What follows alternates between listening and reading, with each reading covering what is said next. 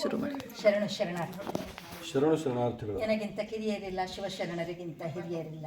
ನಿಮ್ಮ ಪಾದ ಸಾಕ್ಷಿ, ನಿಮ್ಮ ಮನೆಯ ಸಾಕ್ಷಿ. ನನ್ನ ಹೆಸರು ಸೌಭಾಗ್ಯ ಅಂಥೇಳಿ ಹಾಸನ ಜಿಲ್ಲೆಯ ಬೇಲೂರಿನಿಂದ ಬಂದಿದ್ದೀನಿ. ನಾನೊಬ್ಬ ನಿವೃತ್ತ ಶಿಕ್ಷಕಿ. ಈ ಕಪ್ಪತ್ಗುಡ್ಡ ಮತ್ತು ನಂದಿವೇರಿ ಮಠದ ಬಗ್ಗೆ ತುಂಬ ಕೇಳಿದ್ದೆ. ಹಾಗಾಗಿ ತಮ್ಮನ್ನು ಭೇಟಿ ಮಾಡಬೇಕು ಮತ್ತು ಈ ಕಪ್ಪತ್ಗುಡ್ಡದ ವಿಶೇಷತೆ ಏನು ಅನ್ನೋದನ್ನು ಕೇಳಬೇಕು ಅನ್ನೋ ಒಂದು ದೊಡ್ಡ ಆಸೆಯನ್ನು ಇಟ್ಕೊಂಡು ನಾನು ಮತ್ತು ನನ್ನ ಗೆಳತಿ ಮಮತಾ ಅವರು, ಪೂರ್ಣಿಮಾ ಅವರು, ಅಂತೋಣಿ ಸ್ವಾಮಿಯವರು, ಮಹಾಂತೇಶ್ ಅವರು, ನಾವೆಲ್ಲರೂ ಕೂಡ ಬಂದಿದ್ದೀವಿ. ಈ ಕಪ್ಪತ್ಗುಡ್ಡ ಅಂತ ಹೆಸರು ಬರಲಿಕ್ಕೆ ಕಾರಣ ಏನೇ ಸ್ವಾಮಿ? ತಮಗೂ ಮತ್ತು ತಮ್ಮ ಜೊತೆ ಬಂದಂಥ ಎಲ್ಲರಿಗೂ ಹೃತ್ಪೂರ್ವಕವಾಗಿ ಸ್ವಾಗತ. ಕಪ್ಪತ್ಗುಡ್ಡಕ್ಕೆ. ಕಪ್ಪತ್ಗುಡ್ಡ ಉತ್ತರ ಕರ್ನಾಟಕದ ಭಾಳ ದೊಡ್ಡ ಸಸ್ಯಕಾಶಿ. ಗದಗ ಜಿಲ್ಲೆಯ 3 ತಾಲೂಕುಗಳಲ್ಲಿ ಕಪ್ಪತ್ಗುಡ್ಡ ವ್ಯಾಪಿಸಿಕೊಂಡದ. ಗದಗ ಜಿಲ್ಲೆಯ 3 ತಾಲೂಕುಗಳಲ್ಲಿ ಕಪ್ಪತ್ಗುಡ್ಡ ವ್ಯಾಪಿಸಿಕೊಂಡದ. ಹಾಗಾಗಿ 70 ಗಿರಿ ನೋಡೋಕ್ಕಿಂತ ಕಪ್ಪತ್ಗಿರಿ ನೋಡ್ಬೇಕಂತಾರೆ. 70 ಗಿರಿಯಲ್ಲಿ ಸಿಗುವಂಥ ಎಲ್ಲ ಔಷಧೀಯ ಮತ್ತು ಸುಗಂಧ ದ್ರವ್ಯ ಸಸ್ಯಗಳು ಕಪ್ಪತ್ಗುಡ್ಡದಲ್ಲಿ ಸಿಗ್ತವೆ. ಅಪಾರವಾದಂತಹ ಸಸ್ಯ ವೈವಿಧ್ಯತೆ, ಅಪಾರವಾದಂಥ ಜೀವ ವೈವಿಧ್ಯತೆ, ಅಪಾರವಾದಂಥ ಈ ಸಸ್ಯ ಸಮೂಹದ ಕಾರಣದಿಂದ ಕಪ್ಪತ್ಗುಡ್ಡಕ್ಕೆ ತನ್ನದೇ ಆದಂಥ ಮಹತ್ವ ಇದೆ. ಕಪೋತ ಅಂದರೆ ಪಾರಿವಾಳ ಪಕ್ಷಿಗಳು. ಪಾರಿವಾಳ ಪಕ್ಷಿಗಳ ಆಧಿಕ್ಯದ ಕಾರಣದಿಂದ ಕಪ್ಪತ್ಗುಡ್ಡಕ್ಕೆ ಕಪೋತಗಿರಿ, ಕಪ್ಪತ್ಗುಡ್ಡ, ಜನರ ಬಾಯೊಳಗೆ ಕಪ್ಪತ್ಗುಡ್ಡ ಅಂತಾನೆ ಪ್ರಚಲಿತದ. ಕಪೋತಗಿರಿ ಹೋಗಿ ಅದು ಕಪೋತಗಿರಿ ಅನ್ನುವಂಥದ್ದು ಹೋಗಿ ಕಪ್ಪತ್ಗುಡ್ಡ ಆಗಿದೆ. ಉತ್ತರ ಕರ್ನಾಟಕದಲ್ಲಿ ಸಹಜವಾದಂತಹ ಒಂದು ಜಾನಪದ ಹೇಳಿಕೆ ಇದೆ. ಗುರ್ಜಿ ಗುರ್ಜಿ ಅಲ್ಲಡಿ ಬಂದಿ, ಹಳ್ಳ ಕೊಳ್ಳ ಹರಿದಡಿ ಬಂದಿ, ಕಾರು ಮಳೆಯೇ ಕಪ್ಪತ್ ಮಳೆಯೇ, ಸುರಿಮಳೆಯೇ ಸುರಿಮಳೆಯೇ ಅಂತ.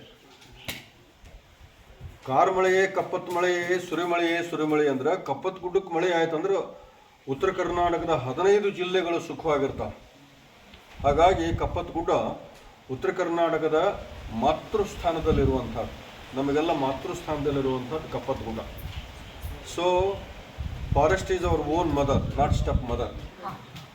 Nature is our teacher also. ಹಾಗಾಗಿ ಕಪ್ಪತ್ಗುಡ್ಡವನ್ನು ಸಂರಕ್ಷಣೆ ಮಾಡಿಕೊಳ್ತಕ್ಕಂಥದ್ದು ನಮ್ಮ ಕರ್ತವ್ಯವೂ ಹೌದು, ಕಾಲಮಾನದ ಅಗತ್ಯವೂ ಹೌದು. ಅಂದರೆ ಈ ಕಪ್ಪತ್ಗುಡ್ಡದ ವಿಶೇಷವನ್ನು ಯಾಕೆ ಆ ಹೆಸರು ಬಂತು ಅನ್ನೋದನ್ನ ಅತ್ಯಂತ ಸವಿವರವಾಗಿ ತಾವು ತಿಳಿಸಿದ್ದೀರಾ. ಇದು ಎಷ್ಟು ಎಕರೆ ಇದೆ? ಕಪ್ಪತ್ಗುಡ್ಡ 80,000 ಎಕರೆ ಇದೆ.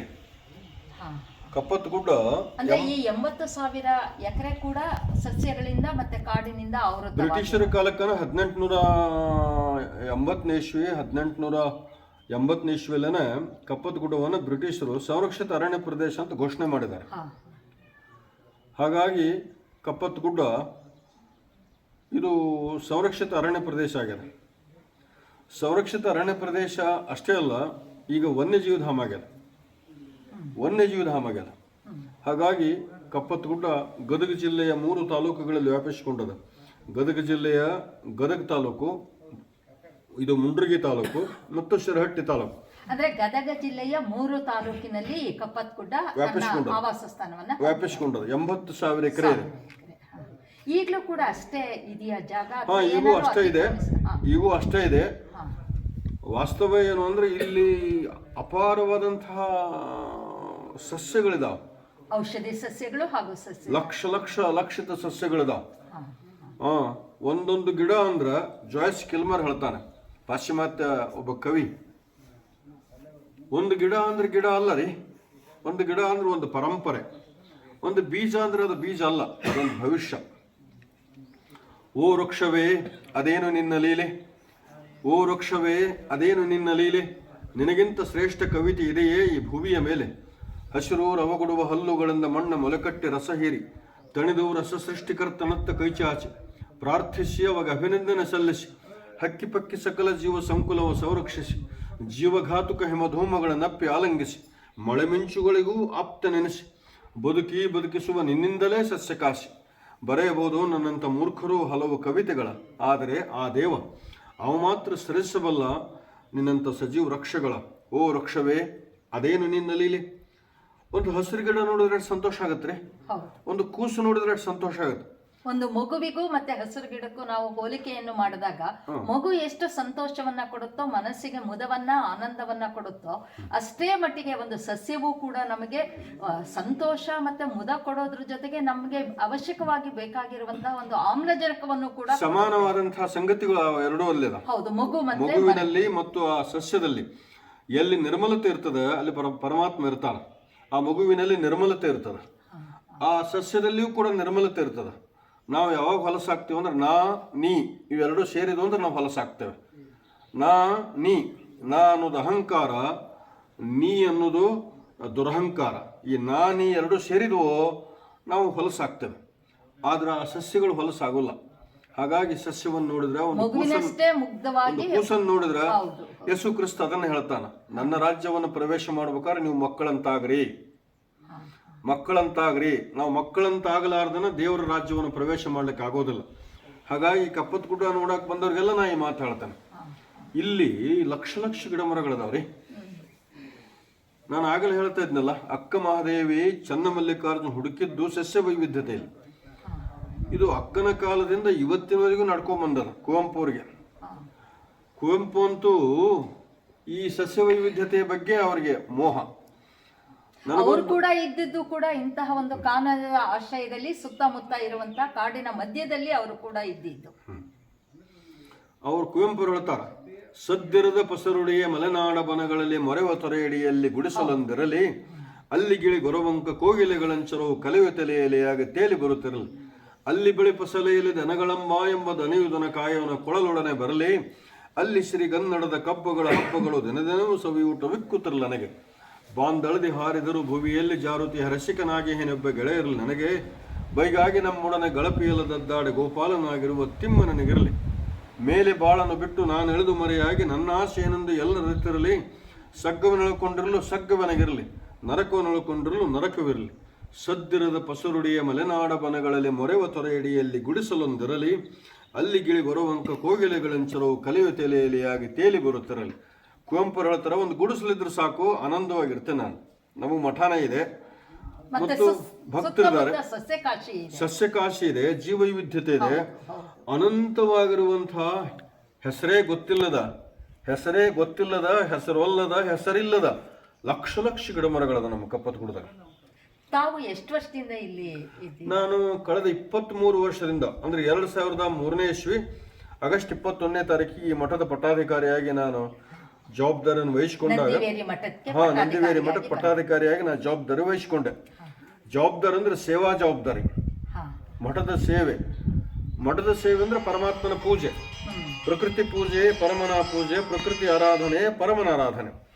ನನಗೆ ಪ್ರಕೃತಿ ಪೂಜೆ ಬೇರೆ ಅಲ್ಲ, ಪರಮಾತ್ಮನ ಪೂಜೆ ಬೇರೆ ಅಲ್ಲ ಅಂತ ಅನಿಸ್ಲಿಲ್ಲ.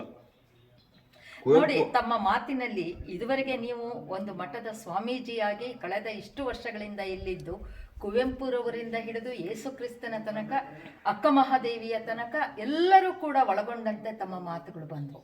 ನಾವು ಇತ್ತೀಚೆಗೆ ಪತ್ರಿಕೆಯಲ್ಲಿ ಓದಿದ್ವಿ, ಕಪ್ಪತ್ ಗುಡ್ಡ ಅಂತ ಹೇಳಿದ್ರೆ ಒಂದು ಹೋರಾಟ ಅದನ್ನ ಕಪ್ಪತ್ ಗುಡ್ಡವನ್ನ ನೆಲಸಮ ಮಾಡಿ ಇಲ್ಲಿ ಏನೋ ಕಟ್ಟಿಸ್ಬೇಕು ಅಂದ್ರೆ ತುಂಬಾ ಕ್ಲೀನ್ ಆಗಿ ನಮಗೆ ಗೊತ್ತಿಲ್ಲದೆ ಇದ್ರು, ಪತ್ರಿಕೆಯಲ್ಲಿ ಓದಿದ ಸುದ್ದಿಯ ಪ್ರಕಾರ ಈ ಕಪ್ಪತ್ ಗುಡ್ಡವನ್ನ ರಕ್ಷಿಸಬೇಕು ಅಂತ ಹೇಳಿ ಅಲ್ಲಿಯ ಸ್ವಾಮೀಜಿಯವರು ಹೋರಾಟ ಮಾಡ್ತಾ ಇದ್ದಾರೆ ಅಂತ ಹೇಳಿ.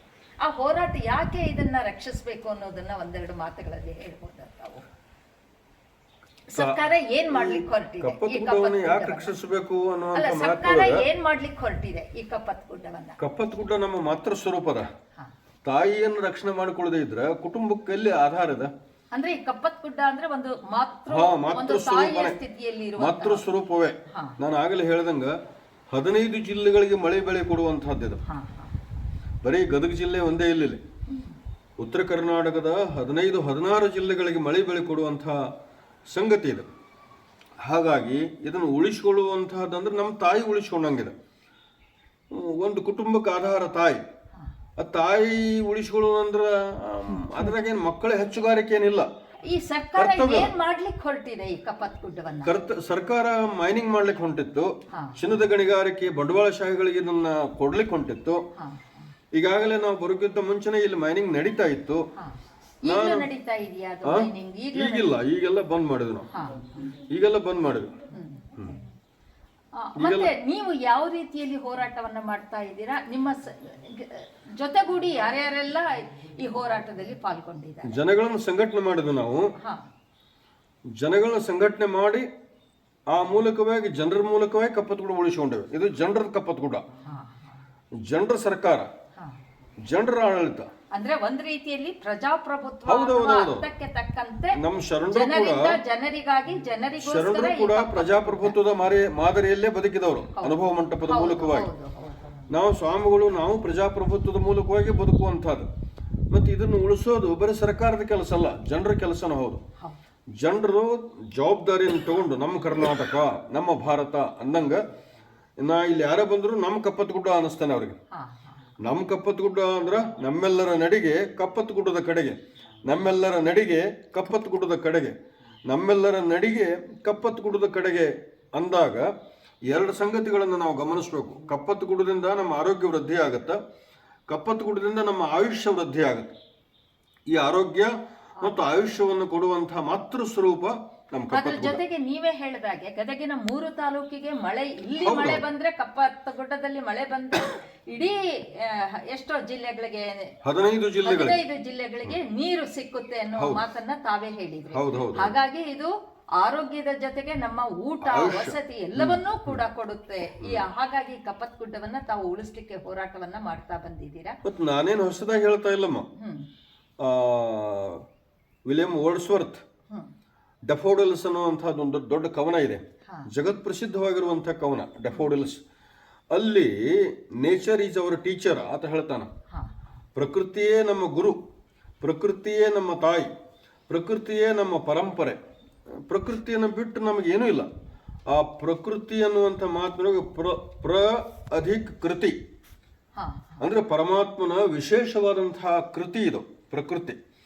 ಇದು ಗಿಡಮರಗಳಿಂದ, ಆನಂತರ ಹಸಿರು ವೈವಿಧ್ಯತೆಯಿಂದ. ಚನ್ವೀರ್ ಕಣಿವರು ಹೇಳ್ತಾರ, ಒಂದು ಗಿಡ ಅಂದ್ರೆ ಗಿಡ ಅಲ್ಲ ರೀ, ಒಂದು ಗಿಡ ಅಂದ್ರೆ ಜೇನಿನ ಕೊಡ, ಒಂದು ಗಿಡ ಅಂದ್ರೆ ಬರೀ ಗಿಡ ಅಲ್ಲ ರೀ, ಒಂದು ಗಿಡ ಅಂದ್ರೆ ಬಂಗಾರದ ಕೊಡ.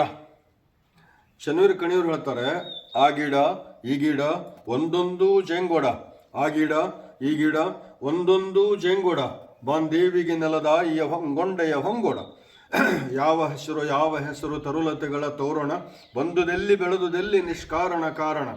ನೀಲಾಂಗಣ ತೆರೆ ಕಂಕಣ ಕೆಂದಳಿರ್ನ ಕಾವಣ, ಅಲ್ಲಿ ಇಲ್ಲಿ ಎಲ್ಲೆಲ್ಲಿಯೂ ಸಭೆ ಹಾಡಿನ ರಿಂಗಣ. ಹೂವಿಗೆ ದುಂಬಿಯ ಮೈ ಕೈಗಳ ಸ್ಪರ್ಶನ, ಅಪರಂಜಿಯ ಅನುರಾಗದ ಮಾಧುರ್ಯದ ಬಂಧನ. ಮಾಂದಳಿರ್ನ ಮೇಲ್ಮಾಳಿಗೆ ಮಧು ಕೋಗಿಲೆಗಾಸರ, ಎದೆಯುಬ್ಬಿಸಿ ಕುಕ್ಕಿಲಿಡುತ್ತಿರೆ ಎಲೆಗಳ ಮರ್ಮರ. ಅಳಲುಸಿರಿಗೆ ಸುಸುಲಿಸುರಿನ ತಂಪಿನ ತಳಿ ಚುಮುಕಲ, ಹಾಲುಗಳ್ಳಿ ಜೋಲುಬಳ್ಳಿ ತೂಗು ಮನಸ್ಸು ಚಂಚಲ. ಜುಳುಜುಳು ನದಿ ಕಲಕಲರುತಿ ಜೋಗುಳದಲ್ಲಿ ಪಾಡಲ, ವಿಶ್ವದೊಳಲ ತೆನಸನೆಂದು ಪಾಲ್ಜೇನಿನ ಮಳೆಯಲ. ತಿರೇ ನವಿರು ಹುಲ್ಲು ಹಸಿರು ಮಕಮಲ್ಲಿನ ಮುಸುಗಲ, ಮುಗುದೆ ತನ್ನ ಮನೆಗೆಲಸದೆ ಗುಣಿಸುವ ಹಾಡಲ. ಹಕ್ಕಿ ಜೋಡಿ ಒಂದು ಗೂಡಿ ಉಲಿಯುತ್ತಿರುವ ಹುಮ್ಮಸ, ಬನದೈಶ್ವರಿ ಕುಶಲ ಕುಂಚ ಚಿತ್ರದಂತೆ ಹೊಸಬಸ. ಆ ಗಿಡ ಈ ಗಿಡ ಒಂದೊಂದು ಜೇಂಗೊಡ, ಬಾಂದೇವಿಗೆ ನೆಲದ ಈ ಹೊಂಗೊಂಡೆಯ ಹೊಂಗೊಡ.